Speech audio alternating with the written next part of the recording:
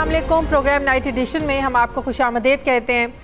नाज़रीन, साबिक DG FIA Bashir Memon के इंकशाफात के कैसे उन्हें केसेस बनाने के लिए दबाव का सामना करना पड़ता था, कैसे उन्हें बुलाकर ये कहा गया कि जस्टिस काजी फ़ाइज़ ईसा के ख़िलाफ़ इंक्वायरी करें।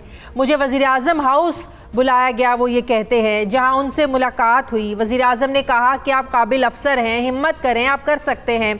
बशीर मेमन कहते हैं कि उस वक्त तक तो मुझे नहीं पता था कि केस है क्या। जब मुझे शहजाद अकबर के कमरे में ले जाया गया तो कहा गया कि जस्टिस काजी फ़ाइज़ ईसा के ख़िलाफ़ केस बनाना है। फिर हम वफाकी वज़ीर क़ानून फ़ारूक नसीम के दफ्तर गए, जहां डॉक्टर इशफाक भी मौजूद थे। बकौल बशीर मेमन साहब के सब कन्विंस थे कि FIA ये केस बनाए, लेकिन मैंने कहा कि सुप्रीम कोर्ट के जज के ख़िलाफ़ इंक्वायरी FIA का नहीं बल्कि सुप्रीम जुडिशल काउंसिल का काम है। मैंने ये भी कहा कि ये हमारे TORs में नहीं आता, लेकिन मुझे कहा गया कि FBR और आप मिलकर इंक्वायरी करें, जिसे मैंने मुस्तरद किया। मुझे पता था कि जुडिशल मजिस्ट्रेट से सुप्रीम कोर्ट के जज तक मैं इंक्वायरी नहीं कर सकता। पुलिस कानून नाफिज करने वाला इदारा है, वो गैर कानूनी काम और वो भी एक जज के खिलाफ कैसे कर सकता है। हुकूमत जस्टिस काजी फ़ाइज़ ईसा के खिलाफ मनी लॉन्ड्रिंग का केस बनाना चाहती थी, मैंने इनकार किया। वज़ीर आज़म की मुझसे नाराज़गी की एक वजह यह भी थी कि मैंने उनकी ये बात नहीं मानी।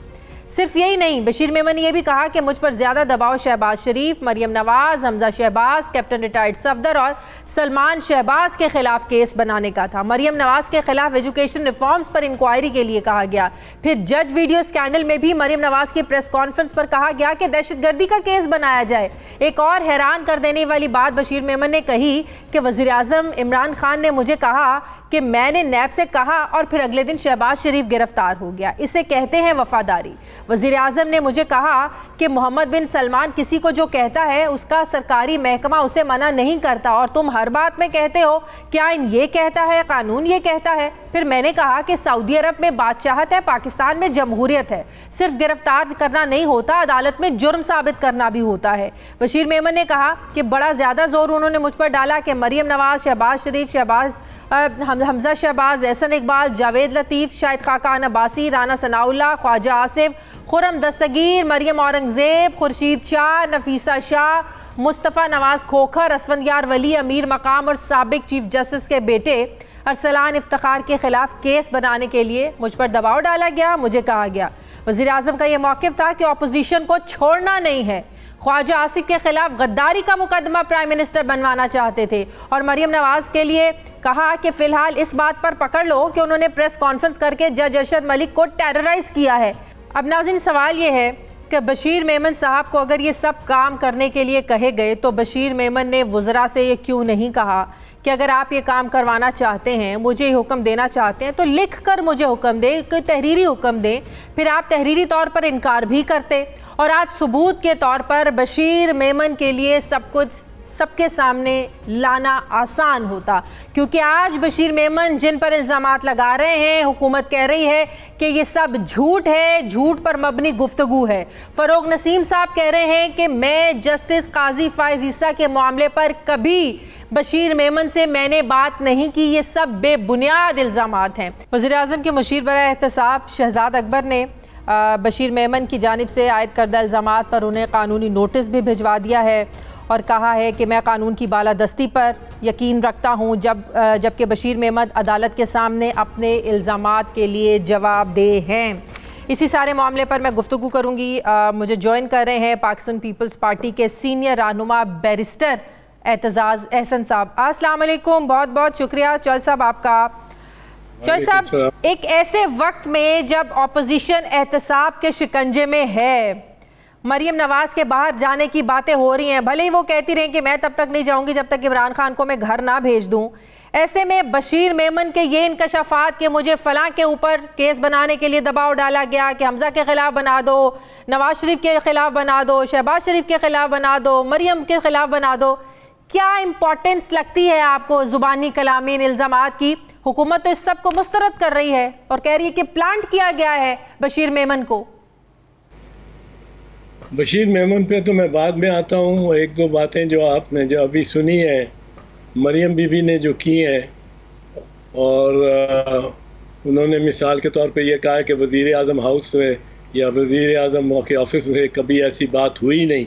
اور یہ سارے ملک کو دنیا میں ملک کو بدنام کر دیا ہے. تو میں صرف یاد کرانا چاہتا ہوں مسلم لیگ نواز کے تمام ذی شعور لوگوں کو اور خود محترمہ کو کہ مسلم کے وزیر اعظم ہاؤس سے ہی منصوبہ بنا تھا سپریم کورٹ پہ دھاوا بولنے کا، اٹیک کرنے کا، اور جس اٹیک کے باعث چیف جسٹس سپریم کورٹ اور 4 جج ان کے ساتھ 5 ممبر بینچ جو کورٹ روم نمبر 1 میں بیٹھا ہوا تھا، وہ اس طرح لوگ اور ورکر ان کے انہوں نے اس طرح یہ الغار لگائی تھی کہ وہ ججوں کو بھاگنے کے لیے اپنی کرسیاں پیچھے گرا کے ان کی پیچھے کی کرسیاں گریں اور وہ پچھلے دروازے سے نکل کے بھاگے اور انہوں نے جان بچائی. تو وہ بھی وزیر اعظم ہاؤس میں ہی ہوا تھا. پھر وزیر اعظم ہاؤس سے ہی ٹیلی فون گئے تھے ملک محمد قیوم، جسٹس ملک محمد قیوم کو، چیف جسٹس راشد عزیز خان کو، اور ان کو یہ حکم دیا گیا تھا چیف جسٹس ہاؤس سے کہ شہید بی بی کو اور آصف زرداری کو 7 سال سزا قید کی دی جائے. انہوں نے جب ریزسٹ کیا ججز نے، ملک قیوم نے، تو اس پہ اس کو کہا گیا کہ چلو کم از کم 5 سال قید دو اور جائیداد ساری ان کی منقولہ غیر منقولہ اور جہاں بھی ہے وہ ساری ضبط کرو. یہ بھی ان کو کہا گیا اور یہ پرائم منسٹر ہاؤس سے ہی ہوا. اور زبان جو کاٹی گئی آصف زرداری صاحب کی، اور جن پہ وہ الزام تھا، وہ جو آج ان کے سینیٹر بیٹھے ہوئے ہیں، وہ بھی وزیر اعظم ہاؤس سے ہوا، IGI بھی وہیں بنی. یہ باتیں اب کرنے کی نہیں ہیں، پر اتنی اگر ہم کہیں کہ ہم بالکل ہی ہمارے ہاتھ صاف ہیں اور کچھ نہیں ایسا مطلب کہ آپ کہہ رہے ہیں کہ ماضی میں پرائم منسٹر ہاؤس میں سازشیں ہوتی رہی ہیں. ذرا میں آپ کو مریم نواز کا ایک اور شارٹ سنوانا چاہتی ہوں، پھر ذرا آگے بحث کو آگے لے کر چلتے ہیں. آپ کو یاد ہوگا پریس کانفرنس میں ناظرین جب جج مرحوم ارشد ملک کی ویڈیو دکھائی جا رہی تھی، مریم نواز پریس کانفرنس کر رہی تھی، اس وقت انہوں نے ایک بات کہی تھی کہ اور بھی میرے پاس بہت ثبوت ہے جو میں سامنے لے کر آؤں گی. ذرا پلے کیجئے گا مریم نواز نے کیا کہا تھا. کیا وہ انہی انکشافات کو ثبوت کہہ رہی تھی کہ اسی طرح کے وہ ثبوت سامنے آنے والے وقت میں لے کے آئیں گی؟ ذرا پلے کیجئے گا پلیز. میرے پاس اس سے بھی بڑے ثبوت ہیں، اس سے بھی بڑے ثبوت ہیں، اور مجھے مجبور نہ کیا جائے کیونکہ اس میں نام ہے میری. میں نہیں چاہتی کہ وہ نام جو ہیں اس وقت میں ان کو سامنے لے کے آؤں. میری نہ کسی ادارے سے کوئی لڑائی ہے اور نہ میں بالکل کوئی لڑائی نہیں کرنا چاہتی. میں صرف یہ کہتی ہوں کہ نواز شریف کے خلاف کیس میں دودھ کا دودھ پانی کا پانی ہو گیا، تو ان کے خلاف کیسز کو نل اینڈ وائڈ قرار دے کے ان کو باعزت بری کیا جائے. جی اعتزاز صاحب، کچھ ایسے ثبوتوں کی بات کر رہی تھی جو مریم نواز مزید سامنے لانا چاہتی تھی. ایکچولی وہ ثبوت جو لوگ اس وقت سمجھے تھے وہ یہ تھے، یہ تو ایک تھریٹ تھی نا، یہ تو ایک دھمکی تھی کہ میرے پاس ثبوت ہیں. یہ ان لوگوں میں دھمکی تھی جو ان کی رائے میں فیصلہ کرنے والے تھے، اور ان کے خلاف یہ تھا کہ آپ کے بارے میں میرے پاس کچھ ایسی ٹیپس ہیں جو آپ کو بڑا امبیرس کر سکتی ہیں. یہ سمجھے تھے لوگ اس کا معنی کہ، اور شاید بشیر میمن صاحب کی کوئی ایسی ٹیپ ان کے پاس ہو جیسی کہ نکلی تھی سوشل میڈیا پہ ارشد ملک مرحوم کی ایک ٹیپ نکلی تھی، بڑی وہ مطلب امبیرسنگ قسم کی تھی بہت ہی. پر یہ تو اس قسم کی ان ٹیپس کا ذکر کر رہی ہیں، اور ان کے پاس اگر بشیر میمن کے متعلق کوئی ایسی ٹیپ اگر ہے تو بشیر میمن تو پھر اسی طرح بولا ہے جس طرح کہ میں نے تو کبھی کسی گواہ کو یا بیان دینے والے کو نہیں سنا. 20-50 سال وکالت کی ہے، پر اس قسم کا گواہ میں نے دیکھا ہی نہیں جو فرفر بغیر سانس لیے بس اللہ میاں اور عمرہ کا اور مجھے سعادت ملی اور میں اتنا وہاں پہنچ گیا، یہ پہنچ گیا، وہ پہنچ گیا، اور بیچ میں اور پھر نام بھی جس روانی کے ساتھ لے رہا تھا اور ہر کسی کو بیچ میں لا رہا تھا، وہ اس کو کہتا ہے میں نے حکم، مجھے یہ بھی ہوا کہ آصف صاحب کو اور خورشید شاہ کو کو بھی کے خلاف بھی بناؤ مقدمہ. وہ تو یہ بڑا ناز سے کہتا تھا کہ میں نے سارا کیا ہے اور اومنی گروپ میں نے. یہ تو سپریم کورٹ میں اس زمانے میں جب پیش ہوتا تھا تو یہ بڑا فخر کرتا تھا اس بات پہ، اور پیپلز پارٹی نے تو درخواستیں دی تھیں کہ اس کو ہٹایا جائے اس انویسٹیگیشن سے، اس کو نہ رکھا جائے.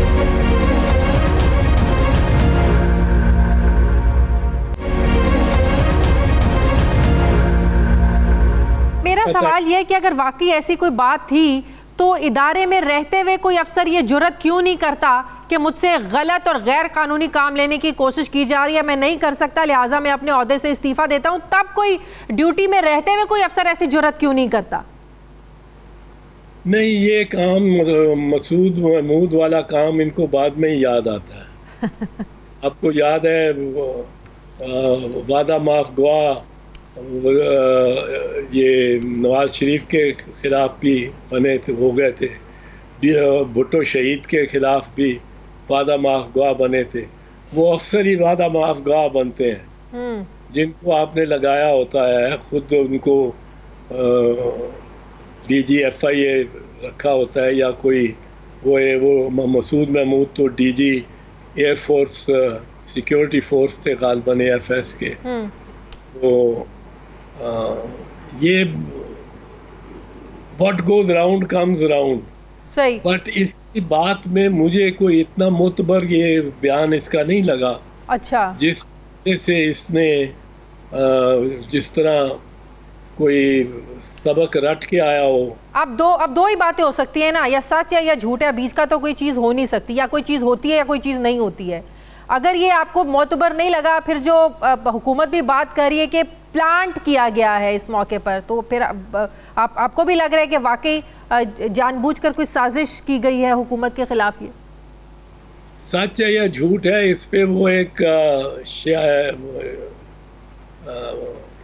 اردو کے میں انڈین شاعر ہے، اس کا ایک شعر ہے، میں عرض کرتا جاؤں. یہ گھٹے یا بڑھے تو سچ نہ رہے. سچ تو وہی ہوگا نا جو اگر گھٹ کم کیا تو سچ نہیں رہا، زیادہ کر دیا مبالغہ کر دیا تو سچ نہ رہا. بالکل. یہ گھٹے یا بڑھے تو سچ نہ رہے. جھوٹ کی انتہا ہی نہیں. بالکل. جھوٹ کی انتہا ہی نہیں. صحیح، بالکل صحیح. جھوٹ کے کوئی پیر نہیں ہوتے نا، بالکل صحیح بات ہے. مجھے یہ بتائیں کہ نون لیگ کے کیسز پر ان انکشافات کا کوئی اثر پڑے گا سر؟ میں آپ کو ایک چیز اور عرض کر دوں، بڑا ڈیلیبریٹلی اور بڑا سوچ سمجھ کے قاضی فیض عیسیٰ صاحب کا نام اس میں ڈالا گیا. اگر فرض کیجئے قاضی صاحب اپنا مقدمہ ہار گئے ہوتے اور جج نہ رہے ہوتے تو یہ اس کا نام اس کی طرف جاتا ہی نہ، وہ اس کا ذکر ہی نہ کرتا، اس کیس کا بیچ میں بات ہی نہ کرتا. اچھا، یہ بھی آپ کو لگتا ہے سوچ سمجھ کے ڈالا گیا؟ ہاں، بڑا یہ نیٹنگ کرتی تھی نا بیبیاں، دو سوئیوں کے ساتھ سویٹر کرتی تھیں والدہ اور بہنیں اور خواتین، معزز خواتین بھی. تو وہ جس طرح کا ڈیزائن بناتی تھی نا، وہ نیٹنگ اس میں یہ بیان نیٹ ہی اس طرح ہوا ہے کہ اس میں ایک معاملہ جو ہے وہ یہاں تک پہنچے کہ بریت ملے سب معاملات سے شریف خاندان کو. یہی میں پوچھ رہی ہوں، کوئی انکشافات، کوئی اثر پڑے گا شریف خاندان کے کیسز پر؟ نہیں، اگر وہ چاہتے ہیں وہ تو تبھی بنے گا نا. اگر مریم بی بی یہ بیان لے کے جائیں گی کسی عدالت میں اور پیش کریں گی، یہ ان کو پیش کرنا چاہیے. ہاں. اور پھر اس پہ اس کو بلایا جائے گا جو ہے یہ بشیر میمن کو، اور اس کی جرا ہوگی. پھر اس کے ساتھ دوسرے گواہ بھی بلانے لے. لیکن بات تو پھر وہی ہے نا, عدالت تو ثبوتوں پر چلتی ہے نا, زبانی کلامی بیانات کی تو کوئی اہمیت نہیں ہوتی نا. آپ سے زیادہ بہتر کون بتا سکتا ہے؟ اگر تو ان کے پاس کوئی تحریری حکم نامے ہیں جو پرائم منسٹر ہاؤس کی طرف سے ان کو ملے, اور ان کے پاس وہ تحریری حکم نامے ہیں جو انہوں نے یہ کہہ کر انکار کیا کہ میں نہیں کر سکتا, پھر تو بات بنتی ہے نا چوہے صاحب. ہاں پھر تو بنتی ہے. اگر ان کے پاس ٹیپ ریکارڈنگز ہی ہیں پرائم منسٹر کی, جس طرح ٹیپ ریکارڈنگز تھیں شہباز شریف کی اور سیف الرحمان کی, وہ ٹیپ ریکارڈنگز پیش کریں جن میں یہ وہ کہہ رہا ہے کہ یہ کیس ان کے خلاف بناؤ, اور یہ کہہ رہے ہیں نہیں بناؤ. جس طرح وہ ٹیپس چلی تھیں اور سپریم کورٹ میں گئی تھیں, چلی تھیں, جب بی بی اور آصف صاحب کو بری کر دیا تھا سپریم کورٹ نے اسی ان ایسے ہی معاملات پہ, اور ان کی طرف سے وہ دباؤ پڑا تھا ججز کو. بالکل صحیح. اچھا اب تھوڑا سا آگے بڑھتے ہیں چوہے صاحب. جسٹس قاضی فائز عیسیٰ حکومت کی طرف سے جو ان پر ریفرنس بھیجا گیا, وہ کارروائی ساری ختم ہو گئی, جسے ہمیشہ کہا گیا کہ حکومت کی بدنیتی پر تھا سارا یہ ریفرنس, سارا کیس. اس فیصلے کے بعد آپ سمجھتے ہیں کہ کوئی خاص پریسیڈنٹ سیٹ کیا گیا ہے کہ آج کے بعد کل کو جج صاحبان اپنے جب اثاثے جمع کرائیں گے, سالانہ ایسٹس ڈکلیئر کریں گے, کچھ بتائیں صحیح نہ بتائیں, کوئی پوچھ گچھ کرنے والا ہوگا نہیں, نہ کوئی ایف بی آر نہ کوئی اور ادارہ. ایک پریسیڈنٹ سیٹ کر دیا گیا ہے اس فیصلے کے ذریعے, یا صرف یہ سمجھے کہ اس فیصلے کی حد تک ہی تھا یہ سب کچھ؟ دیکھیں جتنے بھی فیصلے ہوتے ہیں سپریم کورٹ کے, ان کی ایک ان کا اسپیشل سٹیٹس ہوتا ہے. ایک طرف تو میں جیسے پہلے بھی عرض کر چکا ہوں, ایک طرف تو یہ ہے کہ ایک آدمی ہے ملزم ہے یا دو ملزم ہیں, ان کو پھانسی کی سزا ہو جاتی ہے. ہاں اب وہ تو دو ملزم, ان دو کو ہی پھانسی ہوگی نا, تیسرے کو تو نہیں ہو سکتی اس کے پاس, وہ ان دو کو ہی پھانسی ہوگی نا. بالکل. لیکن سپریم کورٹ نے جو فیصلہ لکھا ہوگا اس سے جو اصول اخذ کیے جا سکتے ہیں وہ نظیر اور قانون بن جاتے ہیں. they have the status of law. وہ پھر سب پہ اپلائی کرتے ہیں. بالکل صحیح. تو آپ کہہ رہے ہیں ایک مثال بن گئی ہے, یہ نظیر بن گئی ہے.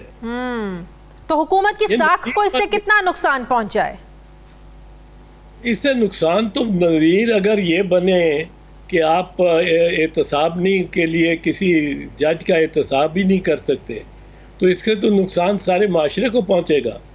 وہ میرے خیال میں وہ آخری جو پیراگراف ہے اس سے جب ڈیٹیلڈ آرڈر لکھیں گے تو گریز کریں گے, ضرور کچھ گریز کریں گے, کیونکہ یہ اب اس پہ تنقید ہو رہی ہے اس شارٹ آرڈر پہ کہ اس نے استثناء دے دیا ہے, امیونٹی مل گئی ہے.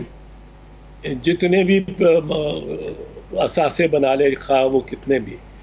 پر اس کیس پہ اب میں یہ سمجھتا ہوں, یہ تو میں نے آپ نے بات ایک ڈائریکٹ کی تو میں نے کر دی, تو میں یہ سمجھتا ہوں اس پہ اب ذرا سپریم کورٹ کے ججز کو ہمیں بھی چاہیے کہ ان کو ذرا ریسٹ لینے دیں. بڑی ٹینشن رہ چکی ہے ان کے آپس میں بھی, اور بہت ساری دراڑیں پڑی ہوئی ہیں, ان کو ذرا ہیل کرنے کا موقع ملنا چاہیے. صحیح. اور آپ سمجھ رہے ہیں, آپ کہہ رہے ہیں کہ جو ایک تاثر بن گیا ہے کہ کچھ ایک خاص طبقہ جو ہم کہیں گے یہ ٹچیبل نہیں ہے, اس طرح کا کچھ کرنے سے اب گریز کیا جائے گا تاکہ یہ تاثر نہ ملے کہ ایک غلط قسم کا پریسیڈنٹ سیٹ کر دیا گیا, آپ یہ کہہ رہے ہیں؟ ہاں یہ بھی میں کہہ رہا ہوں, اور میں یہ کہہ رہا ہوں کہ دیکھیں قاضی صاحب بھی ایک بڑا انہوں نے ایک موقف پہ ثابت رہ کے اور ایک فتح حاصل کی ہے, اور ان کی بیگم صاحبہ نے بڑے اچھے دلائل دیے ہیں, اور بڑی میں سمجھتا ہوں حیرت انگیز قسم کی وکالت کی اپنے شوہر کی بھی اور اپنی بھی. تو ان کو بھی ذرا ٹینشن ان کی بھی کم ہونی چاہیے. صحیح. جو جج ان کے خلاف فیصلہ دے چکے ہیں ان کی آپس میں بھی ٹینشن کسی طرح کم ہونی چاہیے, کیونکہ سپریم کورٹ ایک ہمارا ادارہ ہے جس کو ہم چاہتے ہیں کسی طرح تو کوئی ادارے جو چل رہے ہیں قدرے بہتر وہ تو چلیں. صحیح. ٹھیک ہے, بہت بہت شکریہ پاکستان پیپلز کے سینئر رہنما بیرسٹر اعتزاز احسن صاحب میرے ساتھ تھے. Thank you very much. مجھے بریک لینی ہے ناظرین, واپس آتے ہیں ایک چھوٹے سے وقفے کے بعد.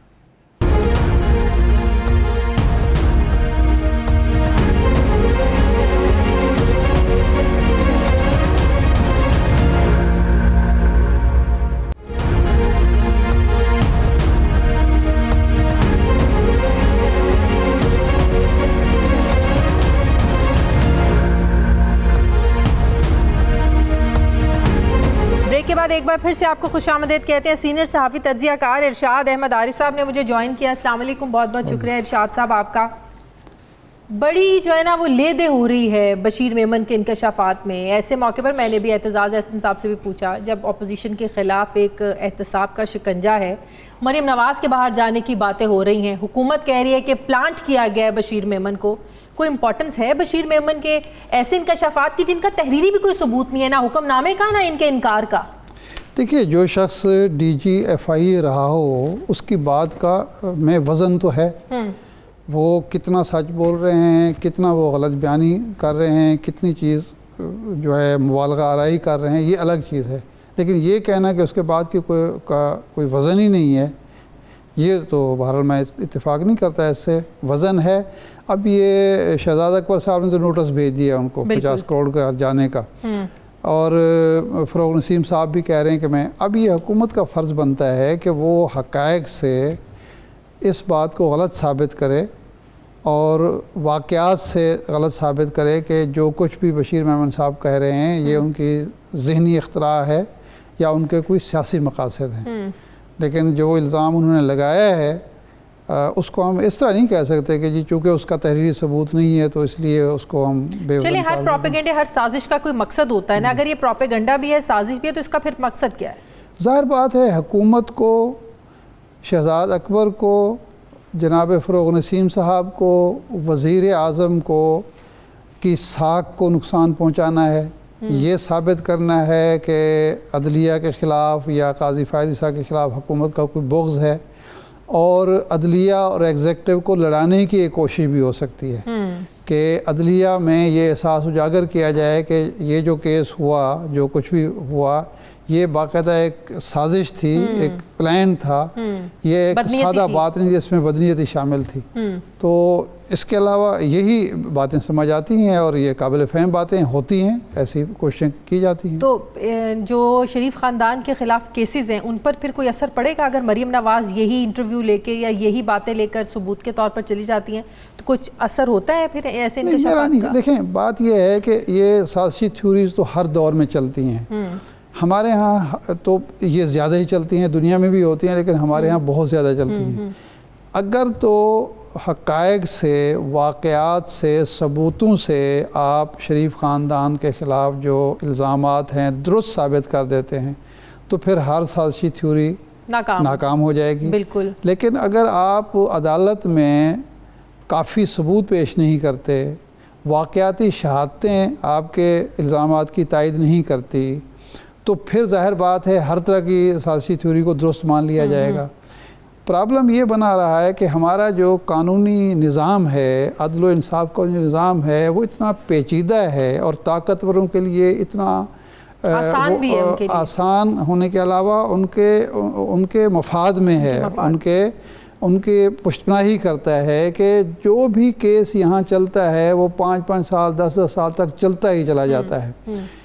دنیا میں جو سپیڈی ٹرائل ہوتا ہے یا جلد کیا جاتا ہے, اس کے پیچھے ایک باقاعدہ ایک دانش ہوتی ہے کہ جب بھی کوئی جرم ہوتا ہے مجرم سے اور جرم سے نفرت کی جا رہی ہوتی ہے. جو وقت گزرتا جاتا ہے اس نفرت میں کمی آتی جاتی ہے, اور پھر ایک لمحہ ایسا بھی آتا ہے جب باقاعدہ ہمدردی شروع ہو جاتی ہے کہ شاید یہ کوئی اس سے انتقام لیا جا رہا ہے, اس کو زیادتی اور ناانصافی کا نشانہ بنایا جا رہا ہے. وہ یہاں پہ ہو رہا ہے. ہمارے ہاں یہی ہوتا ہے کہ اگر ایک شخص قاتل بھی ہے, 10 گواہوں کی موجودگی میں وہ قتل ہوتا ہے تو جو ہی وقت گزرتا ہے اس کے ساتھ ساتھ لوگ کہنا شروع کرتے ہیں اچھا یار وہ تو ہو گیا جو ہونا تھا، اب اس کو کیا سزا دی جائے، اس کے بچوں کو کیا سزا ملے، اس کے خاندان کا کیا قصور ہے، اور وہی قاتل سال 2 سال 3 سال 4 سال کے بعد ہمدردی کا مستحق ہونا شروع ہو جاتا ہے، کیونکہ کئی اور عوامل جو ہیں اس میں شامل ہو جاتے ہیں۔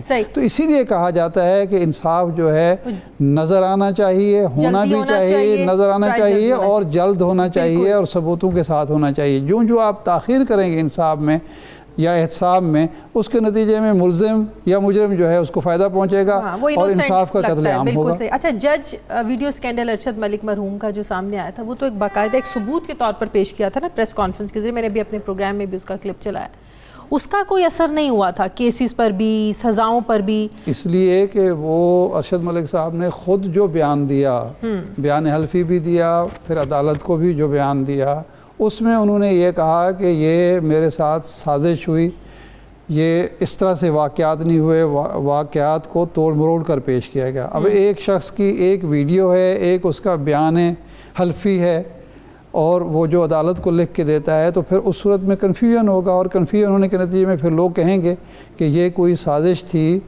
نواز شریف صاحب کو یا ان کے خاندان کو بری کرانے کی، ریلیف دلوانے کی، اور پھر یہ بھی ثابت ہو گیا کہ ان جج صاحب کو تعینات بھی خاص مقصد کے لیے کیا گیا تھا۔ صحیح۔ تو اس بنیاد پر پھر اس کا کوئی خاص، دیکھیں بنیادی چیز یہ ہے کہ اگر یہ کیسز واقعتاً انتقام کا شاخسانہ نہیں ہے، یہ کسی خاص سیاسی انجینئرنگ کا حصہ نہیں ہے، اور ان حکومت کے پاس، پراسیکیوشن کے پاس، نیب کے پاس ثبوت موجود ہیں، تو جس قسم کی بھی آپ ویڈیوز پیش کر دیں، کسی سے بیان دلوا دیں، سازشی تھیوری لے آئیں، وہ بے اثر ہو جائے گی جب آپ ثبوت پیش کر دیں گے۔ ثبوتوں کے دعوے بھی کیے جاتے ہیں، بڑی بڑی پریس کانفرنسز بھی کیے جاتے ہیں، لیکن لوگ سال 6 مہینے رہ کے باہر آ جاتے ہیں، کچھ ہوتا ہی نہیں۔ اس سے میرے خیال کوئی فرق نہیں پڑتا۔ دیکھیں اگر 110 گواہ ہیں، اور دیکھیں ہمارے ہاں پرابلم یہ ہے کہ یہ جو میں گورکھ دھندا ہے، پیچیدگی ہے، وہ کیا ہے کہ ایک کیس میں آپ اگر آپ پر وہ فرد جرم لگنی ہے اور آپ کا وکیل چاہے تو 1.5 سال تک آپ کو فرد جرم نہیں لگوانے دیتا، کوئی نہ کوئی بہانہ، کوئی نہ کوئی التوا، کوئی نہ کوئی نیب کیسز میں یہ نیب قانون یہ کہتا ہے کہ 30 دن کے اندر فیصلہ ہوگا، اور 30 دن میں کیس ہی پیش نہیں ہو رہا ہوتا، 30 دن کے اندر جو ہے گواہی نہیں پیش ہوا ہوتا۔ تو اس صورت میں آپ یہ نہیں کہہ سکتے کہ جناب کسی کے پاس ثبوت نہیں ہے، نیب کے پاس یا FIA کے پاس یا اینٹی کرپشن کے پاس یا حکومت کے پاس یا پراسیکیوشن کے پاس، بلکہ یہ نظام جو ہے یہ ایک ایسا گورکھ دھندا بنایا گیا ہے، ہر طاقتور جو ہے اس کا بینیفیشری ہے اور ہر کمزور اس کو نقصان ہے۔ بالکل صحیح ہے۔ حکومت جو بات کر رہی ہے کہ پلانٹ کیا گیا ہے، اپوزیشن کے پھر اس کے پیچھے ظاہر ہے اپوزیشن کے علاوہ تو کسی کی طرف اشارہ نہیں ہو سکتا حکومت کا۔ اس کے بارے میں کچھ نہیں کہہ سکتا کہ کیا وہ ایک انڈیپینڈنٹ ول سے یہ بات کر رہے ہیں، کسی کے کہنے پر یہ کچھ کہہ رہے ہیں، ان کا اپنا بھی تو کوئی تعصب ہو سکتا ہے یا ان کی کوئی گریونسز ہو سکتے ہیں، کئی وجوہات ہو سکتے ہیں، میں کچھ رائے نہیں دے سکتا۔ بہت بہت شکریہ سینئر صحافی تجزیہ کار ارشاد عارف صاحب۔ مجھے بریک لینی ہے، واپس آتے ہیں ناظرین ایک چھوٹے سے وقفے کے بعد۔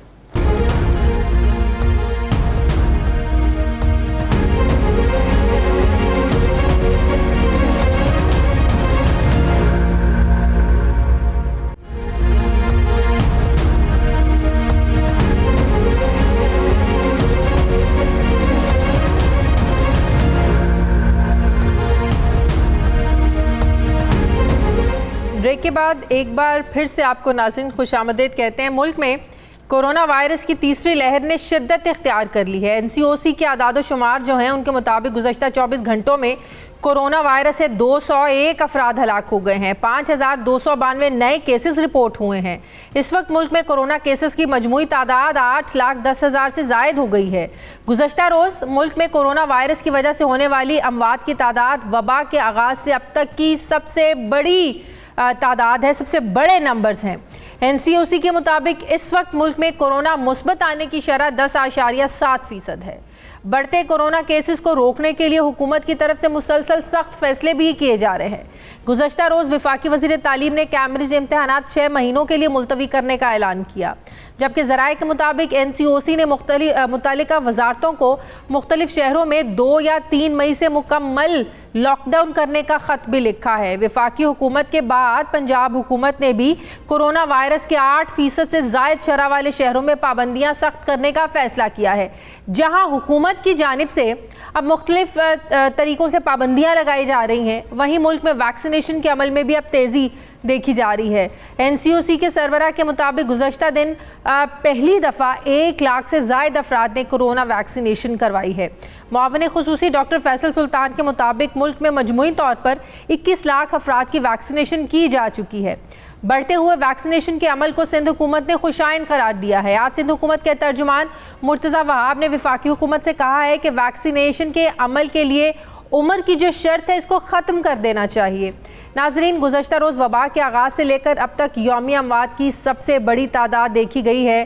بحیثیت شہری ہم پر بھی یہ فرض ہے کہ ہم ذمہ داری کا مظاہرہ کریں، ماسک پہنیں، سوشل ڈسٹینسنگ رکھیں، سماجی فاصلوں کا خیال ہمیں رکھنا چاہیے۔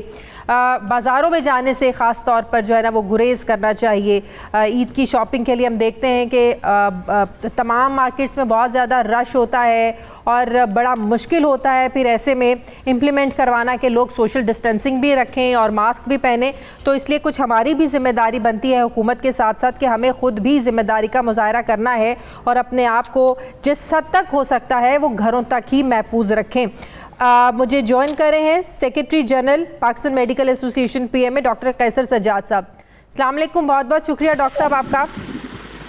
وعلیکم السلام، بہت شکریہ۔ بھارت میں کورونا کی جو حالیہ لہر ہے ڈبل میوٹنٹ نامی کورونا وائرس جو بتایا جا رہا ہے، پہلے کہا جا رہا تھا کہ جو برطانیہ سے لہر آئی ہے اسٹرین یہ بہت خطرناک ہے، اسی وجہ سے ہمارے ملک میں جو کیسز ہیں وہ بڑھنا شروع ہوئے۔ جو بھارت میں ایک نئی قسم سامنے آئی ہے یہ کتنی زیادہ خطرناک ہے؟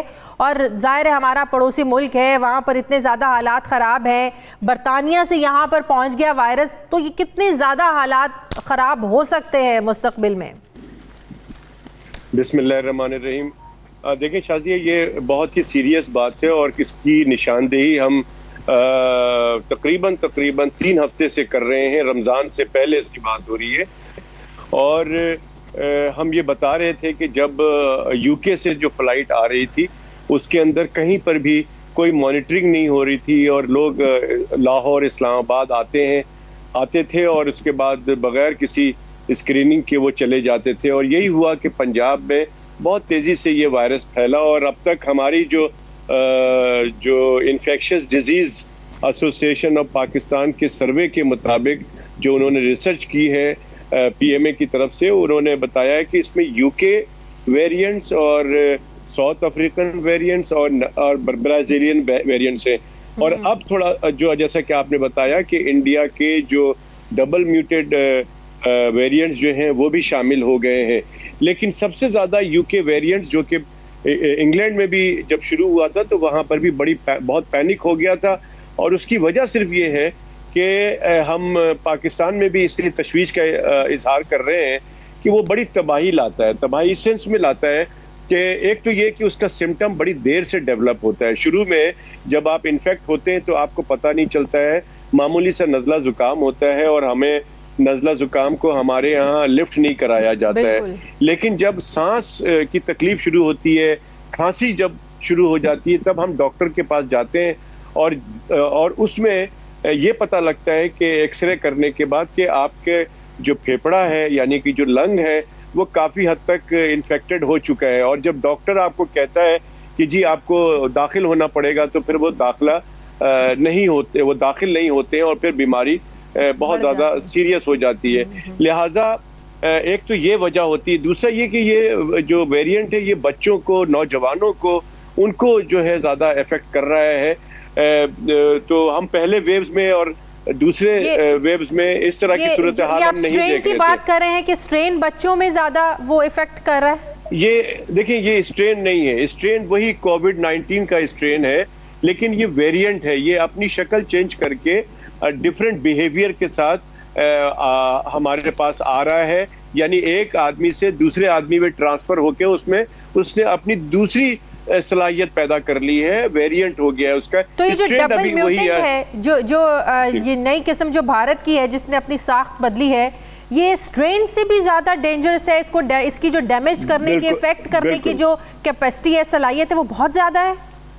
جی اسی لیے تو زیادہ خراب ہو رہا ہے کہ مریض کو پتہ نہیں چلتا ہے, جب پتہ چلتا ہے تو بہت دیر ہو چکی ہوتی ہے.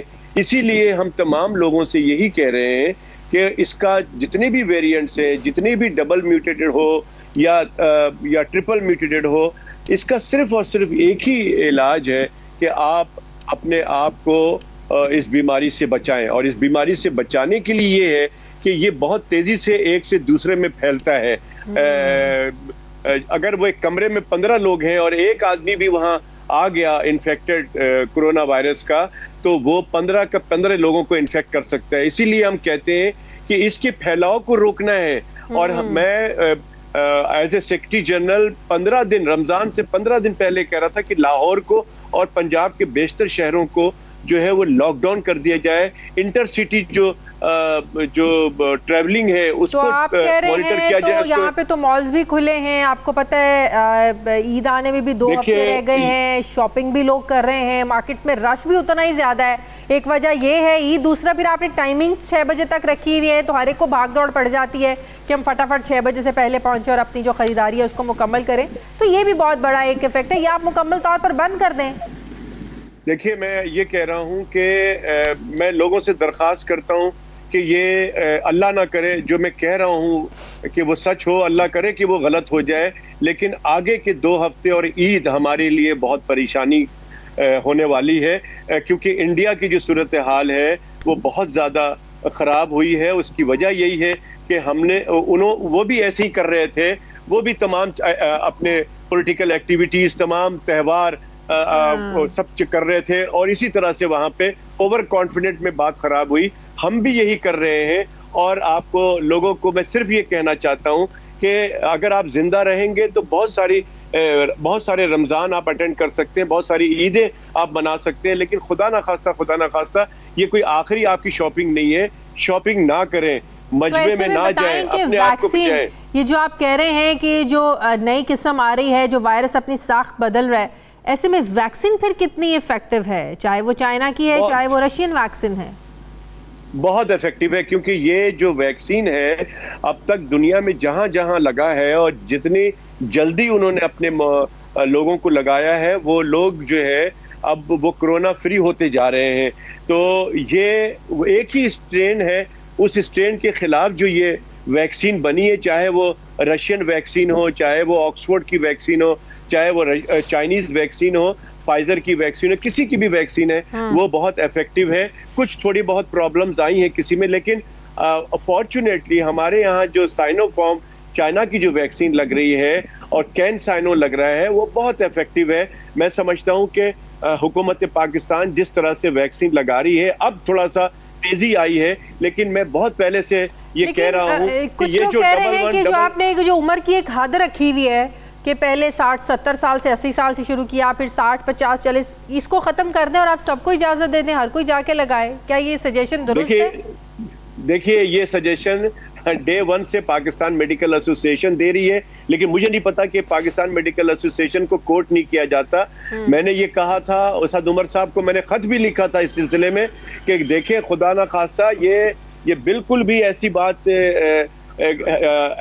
ہے کہ اتنا سست روی سے ہے کہ یہ 2028 تک بھی ہم لوگوں کو ویکسینیٹ نہیں کر سکیں گے. خدارا یہ جو 1166 کا سلسلہ ہے اس کو ختم کیا جائے. تو پھر اس کے پیچھے ریزن کیا تھی؟ وہ ریزن کیا تھی کہ وہ کیا ریزن دیتے تھے کہ ہم یہ اس طرح نہیں کر سکتے کہ سب کو ایک دفعہ اجازت دے دیں؟ دیکھیں میں سمجھتا ہوں کہ ویکسین کی جو اویلیبلٹی ہے وہ شاید ایشو ہے جس کی وجہ سے یہ سب کو نہیں کھول پا رہے ہیں. لیکن میرا خیال میں اب شاید ویکسین آ رہی ہے, تو ابھی بھی یہ ہے کہ 18 سال سے جتنے عمر کے لوگ ہیں سب کو جو ہے وہ اوپن کر دیں اور شناختی کارڈ کا سسٹم رکھیں کہ لوگ شناختی کارڈ لے کے اور ویکسینیشن سینٹر جائیں, وہیں رجسٹر کرائیں اور ویکسین لگائیں. دیکھیے جتنی جلدی ہم اپنے ایک عوام بات کو بتائیں ویکسینیٹ ڈاکٹر کریں صاحب، گے ابھی آپ کہہ رہے ہیں کہ بچوں کو یہ جو وائرس ہے بہت زیادہ، یہ جو اب نئی ویو ہے یہ بہت زیادہ افیکٹ کر رہی ہے، تو بھی ڈاکٹر صاحب یہ بھی کہتے ہیں کہ بچوں کے لیے ویکسین نہیں ہے، بچوں کو ویکسین نہیں لگا سکتے، تو بچے پھر کیسے محفوظ رہیں گے؟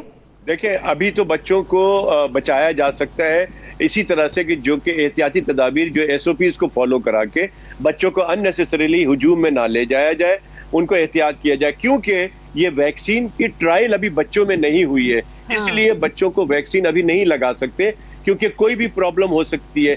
تو جب یہ آہستہ آہستہ جب یہ ٹرائل ابھی چل رہی ہے، یہ نیا وائرس ہے، نئی ایجاد ہے، نیا ویکسین ہے، تو جیسے جیسے اس میں ریسرچ ہوتی جا رہی ہے ویسے ویسے ریکمنڈیشنز ابھی آتی ہمارے جا رہی ہیں کہ ہسپتالوں اس میں کی لگانا۔ صورتحال ہم کہہ سکتے ہیں کہ اوور لوڈڈ ہے، اور ابھی بھی بہت زیادہ شکایات تو ہیں کہ بیڈز نہیں مل رہے لوگوں کو، کتنا پریشر بڑھ چکا ہے ہمارے ہاسپٹلز پہ؟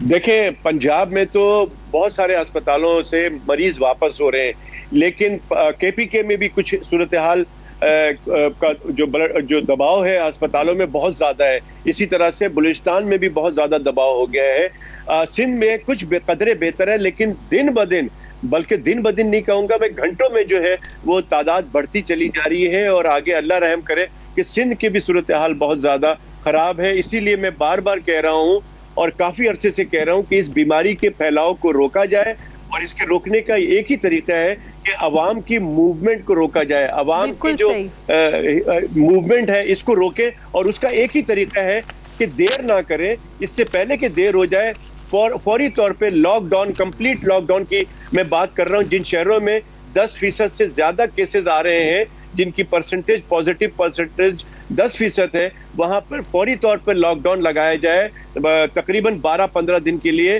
تاکہ یہ بیماری وہیں پر رک جائے اور ہمارا جو نمبر آف کیسز ہے وہ نیچے جائے۔ اور یہ میں دیکھتا ہوں کہ جو جن ممالک نے ایسا کیا ہے وہ کامیاب رہے ہیں۔ یہ تمام اسمارٹ لاک ڈاؤن اور مائکرو اسمارٹ لاک ڈاؤن سے کوئی فائدہ نہیں ہوگا۔ ٹھیک ہے، بہت بہت شکریہ۔ میڈیکل ایسوسی ایشن کے سیکرٹری جنرل ڈاکٹر کیسر سجاد میرے ساتھ ہیں۔ ناظرین ہمارے پروگرام کا وقت ختم ہو گیا ہے، فیڈ بیک آپ ضرور دیجیے گا، اپنا خیال رکھیے گا، مجھے اجازت دیجیے، اللہ حافظ۔